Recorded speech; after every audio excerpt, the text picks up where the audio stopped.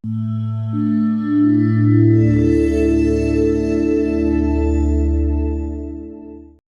bannayuganda bangi nnyo bateesa eriiso George kutomeregana okuli wakati wa Honorable Robert Kyagulanyi Ssentamu awamu n'eyali omumyuka we Mathias Mpuuga, waliwo ate ebirala byebagenze mu maaso okuba nga babuusa amaaso.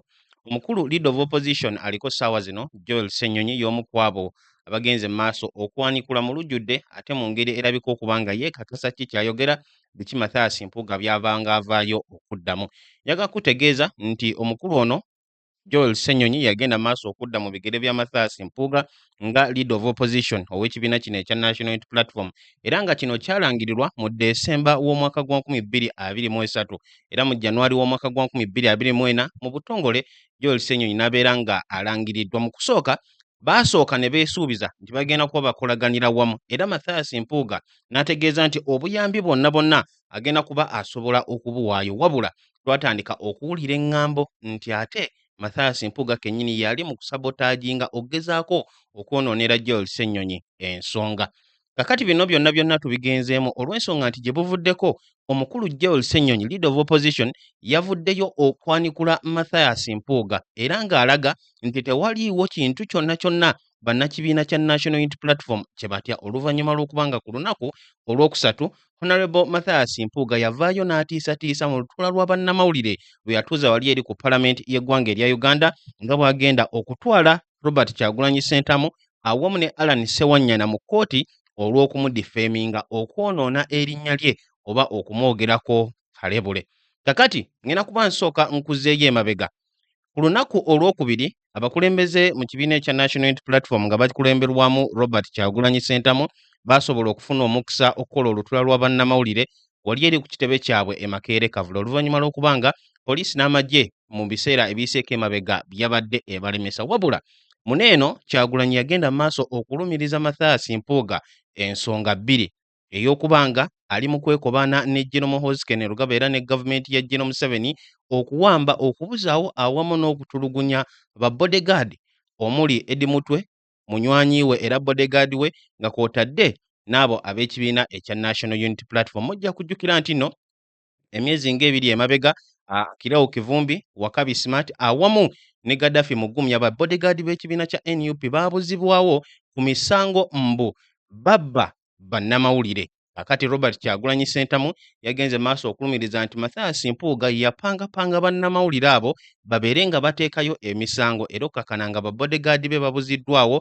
ate ekintu ekyasobodde okuba nga kyanguyiza ne omukulu General Muhoozi Kainerugaba wamu ne gavumenti ya Mwami Museveni kubanga basobola okuwamba aba NUP ne babateekako ebyo ebisango Mathias Mpuuga byagenda maaso okuba nga atandikawo. Ensonga ey'okubiri ye kwe kuli omugenzi Honorable Muhammad Sseggirinya awamu ne Allan Ssewanyana. Bano ababiri Robert Kyagulanyi Ssentamu awamu ne Allan Ssewanyana baavuddeyo okulumiriza Mathias Mpuuga nti yali alina ky'amanyi ku kukwatibwa kw'ababiri omugenzi Sseggirinya awamu ne Allan Ssewanyana ku bijambiya ebyali e Masaka. Kaakati nno Mathias Mpuuga mu kwanikula kwe yatiisizza okuba nga agenda mu kkooti okuteeka omusango ku bakulu Robert Kyagulanyi Ssentamu awamu ne mmemba ow'ekibiina Allan Ssewanyana. Kakati mu vidiyo eno bw'ali ku mukutu ogwa UG Report tulina bulungi nnyo akatambi aka Joel Ssenyonyi ng'agenda mu maaso okwanikula omukulu Mathias Mpuuga era nga yamugambye ebigambo bibiri byokka we biti mu lulimi olunyaanyimbe, please Sue, genda otuwawaabire, va mu mawulire okutiisatiisa, va mu kugamba nti nno oyagala kuteekawo mbeera oba obeere ng'olabikirako mu kamera, wabula bw'obanga ddala mu butuufu olina ekigendererwa eky'ogenda okuwawaabira ekibiina kya NUP oba pulezidenti waakyo, genda mu maaso awo nno tujja kuba twesanga mu kkooti. Kasooke tufune katambi kaneeno ak'omukulu Joel Ssenyonyi katono nnyo ate n'oluvannyuma tukomewo okulaba nga twongera okukuba ttooki mu mbeera eno yonna. Robert Kyagulanyi Ssentamu enkya y'olunaku olwaleero avuddeyo okuteekayo obubaka obulala era ng'agamba nti ensonga y'emu eno gavumenti ya Mwami Museveni kaakati gy'eri mu kukozesa era yatandikibwawo Mathias Mpuuga eya aggravated robbery okubbisa ekissi. Ensonga ze bagamba nti kaakati Mathias Mpuuga yalabika okuba ng'ali mu kuyambako gavumenti. Tufune akatambi kano katono nnyo tubeere nga tukomawo.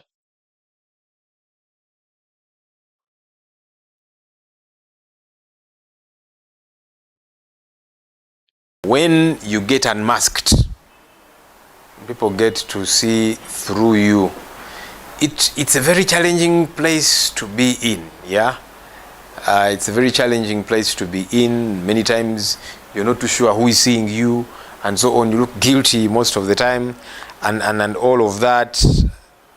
Look, our colleagues, Eddie Mutwe, Achileo Chivumbi, Mugumya Gaddafi and Wakabi Grace Smart were arrested the way they were, beaten up. In the case of Eddie Mutwe, it was even worse because it's been displayed all over and so on. Because there are political leaders within Masaka who are instigating this, included with some journalists, to file these matters to say you were assaulted and so on. And even these other leaders are saying some of their assistants were assaulted and all of that. And that's why some journalists have come out to now disassociate themselves with this whole ploy. They're saying, wait a minute, this is not what we signed up for. And so these people are saying we are being hounded, beaten in Muhoozi's basement because of these leaders, which is a reality. Because these leaders are the ones pushing it. When you read the charge sheet, you see their names all over and their assistants and then these journalists. What do you expect the people of Uganda to think? Because that's the charge sheet. Anyway, so if these leaders within Masaka have, together with these two journalists, filed a matter saying assault, for example, what connection do these complainants, these politicians and the journalists have with Muhoozi, for example? Because he's the one abducting these people, putting them in his basement, beating them up and so on. How do the two connect? Clearly you are the one causing all of these different things, yeah? The matter of Honorable Segirinya, the late, and the Honorable Alan Sewanyana, which has come up now because of the happenings to the Eddie Mutwes. Good enough. Honorable Alan Sewanyana is one of those. Sadly, Honorable Segirinya died. He hinted about some of these things when he was still alive, complaining and saying, but now we from Kampala, why are we being hounded? Yet there are leaders within Masaka who should be brought to answer these, things that are happening in their area. Why bringing MPs from Kampala and yet there are these MPs from Masaka? There's that clip making rounds where Honorable Segirinya was saying all of these different things. But good enough, you heard from the horse's mouth, Honorable Alan Sewanyana. He's one of those who were detained. So if our brother says he wants to go to court, I think he's welcome. When you want to go to court, you don't go to the media. You go to court if you're serious about it. Sometimes people make threats for the excitement of it or to try and show that they are very serious and so on. You go to court, file a matter, then you show the journalists that you have filed a matter. Otherwise, it's just a bluff. So our response is 2 words. Please sue. Kakati tugenda kuba tugezaako okumulungula sayidi zombiriri eya leader of opposition aliko ssaawa zino awamu ne former leader of opposition Mathias Mpuuga azze ekiseera kakati ekiwererako ddala ng'akubira ddala ebituli mu bakulu bano eno ab'ekibiina ekya National Unity Platform era ng'ategeeza nti bazze baagala okwonoona erinnya lye okumala ekiseera kakati wabula alabika okuba ng'abikooye. Katusooke okuba ttooki mu katambi ka Joel Ssenyonyi ku biki byasobodde okuba nga avaayo okwogera. Okusookera ddala agamba nti Mathias Mpuuga mwaka gwa 2024 akakookolo kyaddaaki kambala ne kavaako. Yali yeerimbika ku ludda oluvuganya gavumenti era eyali yeerimbika mu kibiina ekya National Unity Platform, bannayuganda ne bamutegeera ddala yeeyaani. We yagenda mu maaso okubanga yeegabanya miliyoni 5 ab'ekibiina kya NUP ze baavaayo okuvumirira nga bagamba nti ensimbi ezo zaali za kibi era nga beebuuza nti Mathias Mpuuga okumuwa akasiima ako ye yawaayo ki. Bino byonna ebigenda mu maaso okubanga bitandika okuconnectinga okusinziira ku b'ekibiina kya NUP nti Mathias Mpuuga yali musege wabula nga gwebisa eddiba ly'endiga. Kakati nno ne bagenda mu maaso era okutegeeza nti ku nsonga eno ey'abasibe aba bodyguard abali mu buduukulu mu makomera ku musango ogwa aggravated robbery mu bitundu bya Masaka we baali bagenze Lwengo okusinziira ku b'ekibiina kya NUP beewuunya bwe kiba nga ddala mu butuufu bannamawulire bano nga n'omu ku bo gye bavuddeko yavaayo n'abyegaana era n'abiviiramu ddala ng'agamba nti baali mu kubakozesa ekintu ekikyamu. Lwaki ddala mu butuufu Mathias Mpuuga awamu ne bannamawulire be yateekateeka bwe baba nga be baali batutteyo omusango, ate lwaki SFC ne drone ze zaabuzaawo Akileo Kivumbi, ze zaabuzaawo Wakabi Smart awamu ne Mugumya Gaddafi? Era nkolagana ki mwami Mathias Mpuuga gy'alina n'aba SFC oba n'omukulu General Muhoozi Kainerugaba? Bino byonna ab'ekibiina ekya National Unity Platform bagenda mu maaso okubyebuuza ku nsonga eno, naddala eya Eddie Mutwe, naddala we yavuddemu oba we yalabise okuba nga General Muhoozi Kainerugaba kaakati alina mu kubyewaaniramu era agenda mu maaso ate okweyagala nga bw'ali mu kutulugunya ng'era otaddeko n'okuswazaswaza abo babeera awambye. Ensonga ey'okubiri ye y'ebijambiya eby'e Masaka. Mathias Mpuuga gy'avuddeyo okwegaana, wabula ab'ekibiina kya NUP Robert Kyagulanyi Ssentamu twamulabye ng'avaayo okutegeeza nti okusinziira ku ebyo omugenzi Muhammad Sseggirinya awamu ne Allan Ssewanyana bye baamugambanga nga bali mu kkooti, ng'agenze okubakyalirako mu kkomera, baali beebuuza era nga beemulugunya nti lwaki bo ababaka aba paalamenti okuva mu Kampala ate be baali bateekeddwa era be baali bakwatiddwa mu nsonga z'ebijambiya ebyali e Masaka, nga tukimanyi nti nino waliyo ababaka baayo abawererako ddala era nga nabo bali mu kibiina ekya NUP. Mathias Mpuuga owa Nnyendo Mukungwe, tulinayo Abedi Bwanika owa Kimanya Kabonero awamu n'omukyala Juliet Kakande Nakabuye. Bano bonna tebaakwatibwako, naye ate ababaka okuva mu Kampala Allan Ssewanyana ow'e Makindye awamu ne Muhammad Sseggirinya omugenzi kaakati wabula eyali owa Kawempe ne babeera ng'ate bo be baakwatibwa era ne bateekebwako emisango gino. Bino byonna aba NUP bagenda maaso okubiconnectinga nga bagamba nti oba oli awo Mathias Mpuuga abirina kyabimanyiiko.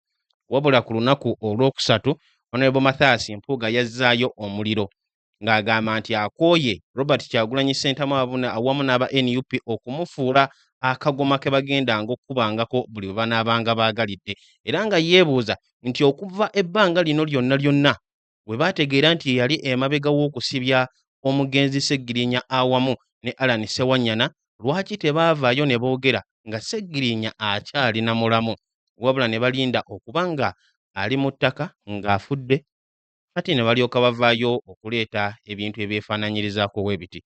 Jjukira nti nno ne mu kuteebwa kwa Honorable Sseggirinya omugenzi kaakati awamu ne Allan Ssewanyana waaliwo ebibuuzo bingi nnyo era ab'ekibiina ekya National Unity Platform baavaayo nga beemulugunya ku biki ebyali bizannyiddwa emabega wa curtain okulaba nga abakulu bano bombiriri bateebwa. Mathias Mpuuga yalabika okuba nga yakiri mu makkati era mu kusookera ddala yeegaana nti teyateesaako ne gavumenti oba teyateesaako na muntu mulala yenna, wabula ate ku maziika ga Honorable Muhammad Sseggirinya, ku kuziika omukulu Mathias Mpuuga kwe yali ateeseteese mu kifo ekirala ekyawukanako n'ekyabo aba NUP kye baateekateeka, yavaayo n'ategeeza nti yayogera n'abantu abawererako ddala mu kulaba nga Muhammad Sseggirinya ava mu kkomera. Ebintu ebyo ne bibeera nga biri mu kukontana era ab'ekibiina kya NUP be bagenda mu maaso okwogerako nga bategeeza nti omusajja ono ddala mu butuufu alina by'amanyi ku nsonga zonna nga bwe zigenda mu maaso. Wabula omukulu Mathias Mpuuga yavaayo ku lunaku olwokusatu n'ategeeza nti banneeno agenda kuba abakuba mu mbuga z'amateeka era eyo gye bajja okubitebeza. Wabula obuzibu bwe buli era ekyavuddeyo okuba nga omukulu Joel Ssenyonyi agenda mu maaso okubaako ne kyayanikula y'ensonga ey'okuba nga naye buli kati Mathias Mpuuga tannateekayo musango era Joel Ssenyonyi ali mu kumugamba nti oli mu kugezaako okuwuddiisa. Bw'obanga ddala mu butuufu oyagala kgenda mu kkooti, genda otwaleyo omusango, awo oluvannyuma okulwa olukuŋŋaana lwa bannamawulire obalage nti kyekino ekiwandiiko gundi ne gundi aba NUP n'abatutte mu kkooti, awo nno omusango balyoke bagutebye. Ekyewuunyisa era ekibuuzo ekiriwo, Mathias Mpuuga agenda kuba azzaako ki? Kakati nga tukyali ku misango gy'abo abakulu, tulaba nti nno ate waliwo n'abalala abavubuka era abawagizi b'ekibiina ekya National Unity Platform abaatwaliddwa mu kkooti era ey'e Masaka nga nabo baateekeddwako emisango egya aggravated robbery. Robert Kyagulanyi Ssentamu enkya y'olunaku olwaleero akwedde kwemulugunya ng'agamba nti kaakati kino kirabika okuba nga gavumenti ya Mwami Museveni kyegenda okukozesa okumala ebbanga kati ng'evaayo okwemulugunya nti aba NUP bali mu kubba kyokka nga si bwe kityo bwe kiri. Ebifaananyi bino Kyagulanyi yagenze maaso okuba ng'abiteekayo ku mukutu gwe ogwa Facebook awamu ne Twitter era ng'ataddeyo abavubuka bano ng'agamba nti bano eno baaliko mu kitundu ekimu wabula nabo kaakati baateekeddwako emisango egy'enjawulo era egy'obubbi. Nga Museveni agamba nti kaakati kano ke kakodyo Mwami Museveni kagenze maaso okuba nga afuna. Jjukira nti nno abo bannakibiina ekya NUP abazze nga bakwatibwa oba bawambibwa oba babuzibwawo ebbanga eriyiseeko emabega ebiseera ebisinga babadde babateekako emisango nga okusangibwa n'ebyokulwanisa emmundu oba amasasi, okusangibwa n'ebyambalo eby'amagye bye bagamba nti tebikkirizibwa era abamu ku bo kkooti ey'amagye we yali ekyalina obuyinza nga gye bagenda mu maaso okuba nga babakasuka era okukakana nga babatadde mu makomera, ekintu ekyali nga ekizibu ennyo okubaggyayo. Naye buli kati bangi ku bo bakyali mu makomera ago era tebalinaako bwekyusizo oba bwe bayinza kuvaayo. Kaakati nno Kyagulanyi agamba nti Mwami Museveni alabika okuba nga akyusizzaamu ensonga kaakati azikyusizza takyagamba nti n'abasanze n'ebiso oba ne yunifoomu z'amagye nedda. Kaakati abateekako misango gya bubbi era kyekino ekiwandiiko Kyagulanyi ky'asobodde okuba ng'ateekayo enkya y'olunaku olwaleero ng'agenda mu maaso okwemulugunya ku nsonga eno. Kyagulanyi awandiise ng'agamba nti aggravated robbery is the new tool in a dictator Museveni's book. Obubbi obw'amaanyi kaakati mu kitabo kya Nnakyemalira Mwami Museveni bw'ali mu kukozesa. Most comrades who are arrested for political reasons end up being slapped with this offense, just like comrades Akileo Kivumbi, Eddie Mutwe, Gaddafi Mugumya, and Smart Wakabi. The latest victims are 13 comrades who were violently arrested in Masaka as they attended a football match organized by our leaders there. They were arraigned before the Masaka Magistrates Court and charged with stealing a mobile phone worth 100,000 Ugandan shillings and 100,000 Ugandan shillings in cash. 13 people. Can you imagine the criminality and abuse of court processes? Until we rise up and say enough to this nonsense. Kyagulanyi agamba nti bano abaakwatiddwa be tulabyeko mu bifaananyi baateekeddwako emisango egy'obubbi, okubba akasimu akabalibwamu ensimbi eziwererako ddala emitwalo 10 awamu n'emitwalo 10 mu kaashi. Wabula emisango gino eno gyateekeddwa ku bantu abawererako ddala 13. Kyagulanyi mu bubaka bwe ekyo kye yeewuunya nti osobola okukiteeberezaamu nti abantu bano bonna 13 baateekeddwako emisango egy'okubba akasimu kamu bwe kati akabalibwamu okubeera mu mitwalo 10 awamu n'okubba emitwalo 10 mu kaashi. Kakati abamu ku abo amannya ge basobodde okuba nga bateeka ku charge sheet kuliko Mutima Emma, kuliko Kiweewa Godfrey, Nuwamanya Vincent, Tamale Patrick, Kaketo Patrick, Yiga Peter, Sengozi Dennis, Kayondo Jacob, Mujuzi Lawrence, Kachiga Ezra, Musania Ivan, Sebale Fred awamu ne Seremba Regan. Bano be balala abawagizi b'ekibiina kya NUP abaakwatiddwa era ne bateekebwako emisango egya aggravated robbery awamu ne assault. Emisango gino aba NUP bagamba nti kaakati Mwami Museveni gy'ali mu kukozesa okulaba nga apiininga, okulaba nga abonyaabonya era okuteeka mu nkomyo abo ab'ekibiina ekya National Unity Platform. Embeera bw'etyo bw'eri mu kutambula wabula nga mu mulamwa ogw'akatambi kano vidiyo eno gwali ku mukutu gwa UG Report. Tulabye Joel Ssenyonyi, leader of opposition, ng'agamba nti Mathias Mpuuga abeere nga ava mu kusaagirira, abeere nga ava mu kwagala okuwuddisa Bannayuganda, wabanga ayagala okutwalayo omusango abeere nga agutwalayo.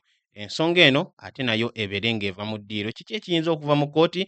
Nze naawe wano ku UG Report tugenda kuba twongera okubimanya, era updates zonna tujja kuba twongera ozikutuusaako. Joel Ssenyonyi awamu n'omukulembeze we Robert Kyagulanyi Ssentamu engeri gye boogeramu balaga okuba nga bali confident mu ki kye boogera, balaga okuba nga kye boogerako bakimanyi, wabula ate mu kiseera kye kimu n'omukulu Mathias Mpuuga era naye mu kwegaana kwe agenda mu maaso okulaga nti kyayogerako akimanyi, era ekintu kyokka abakulu bano kibali mu kukola kwe kugezaako okumwonoonera erinnya era nga bulijjo. Wano nno sigenda kuba nga nsukkawo, mwebale nnyo mwebale ddamwe abasobodde okwekumira ku mukutu ogwa UG Report. Nga bulijjo nyongera obbategeeza nti okukutuusaako era okubatuusaako amawulire mu biki byonna ebitambula mu ggwanga lyattu erya Uganda gwe mulimu gwaffe, era tugenda kuba tukolera ddala ekyo. Kambaagalize olunaku olulungi, lunaku Lwakutaano, mubeere bulungi era mweraba.